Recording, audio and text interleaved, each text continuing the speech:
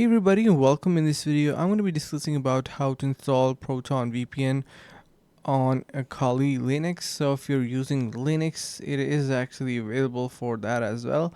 So all you can do is simply head over to this downloads option, or you can see you have all these devices showing up in here. You can jump onto all devices option and scroll down, and you can see we have all these devices.